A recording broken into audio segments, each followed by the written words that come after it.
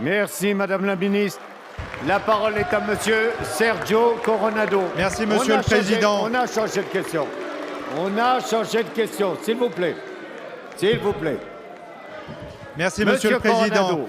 Les 28 pays membres de l'Union européenne ont conclu un accord, comme l'a rappelé ma collègue Jacqueline Fraisse, le 18 mars, avec la Turquie afin d'endiguer le flux de migrants qui s'échoue aujourd'hui sur les côtes grecques et dont la majorité relève de la Convention de Genève. Depuis la date du 20 mars, ces enfants, ces femmes et ces hommes qui fuient les atrocités de la guerre, dont le sort nous bouleverse, sont ainsi renvoyés en Turquie. Cet accord a soulevé à juste titre les plus vives critiques.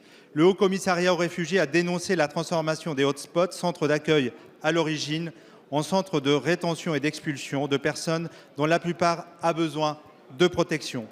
D'ores et déjà, le HCR a mis un terme à une partie de ses opérations sur les îles grecques de Lesbos et de Chios. L'Union européenne va donc renvoyer des demandeurs d'asile à majorité syrienne en Turquie, un pays dont nous connaissons la situation actuelle. La guerre que mène le président Erdogan contre le terrorisme n'y épargne personne, ni l'opposition parlementaire, ni les journalistes et les universitaires, ni les organisations des droits humains. 9 avocats ont encore été arrêtés mercredi dernier.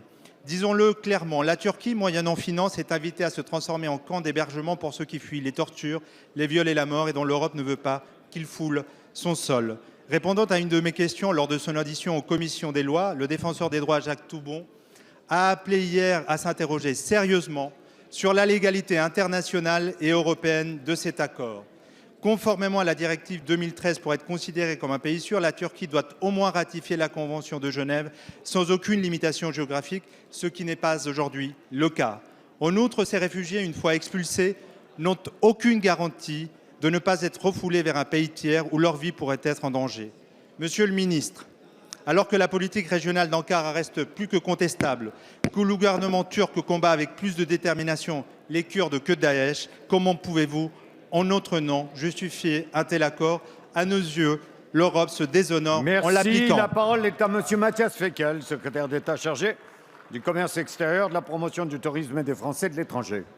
Merci, Monsieur le Président. Mesdames et Messieurs les députés, Monsieur le député Sergio Coronado, vous m'interrogez à votre tour sur un sujet très important et le gouvernement se félicite que le Parlement exerce un contrôle attentif et scrupuleux de toutes les questions qui touchent aux libertés publiques, y compris dans cette situation concernant la crise migratoire. Mais encore une fois, la Turquie est en première ligne. Elle est en première ligne des flux migratoires, avec plus de 2 millions de réfugiés aujourd'hui sur son territoire et avec un afflux quotidien de 2000 réfugiés depuis la Turquie vers la Grèce.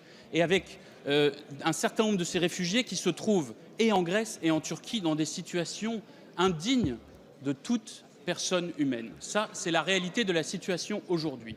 La visée de cet accord, c'est de répondre à cette préoccupation. C'est aussi de dissuader un certain nombre de personnes de traverser la mer Égée à leurs risques et périls avec parfois la mort à la clé. C'est la volonté aussi de lutter contre le trafic des êtres humains qui, dans cette crise, comme dans beaucoup d'autres migrations, existe. La France est attentive, fidèle à sa tradition, fidèle à nos principes constitutionnels, fidèle à nos droits fondamentaux, à cette question du droit d'asile, évidemment. Ça se traduit sur les principes. Nous veillons à ce que, en Grèce et en Turquie, un certain nombre d'adaptations législatives interviennent et elles sont nécessaires pour le plein respect du droit international. Et nous le sommes aussi sur le plan des pratiques, avec l'envoi de plus de 200 personnels pour Frontex et de plus de 100 personnels pour le Bureau commun du droit d'asile européen. C'est ainsi que nous parviendrons à régler la question migratoire dans le respect des principes de l'Union européenne, car l'Europe, dans cette affaire, joue son âme, elle joue aussi une partie de son avenir. Merci. La parole est à Monsieur Philippe Meunier. Je vous remercie, Monsieur le Président. Ma question s'adresse à Monsieur le ministre de la Défense. Monsieur le ministre, à peine élu, François Hollande a pu compter sur nos armées pour mener à bien l'opération Serval au Mali grâce à la loi de programmation militaire votée en 2009. En 2013,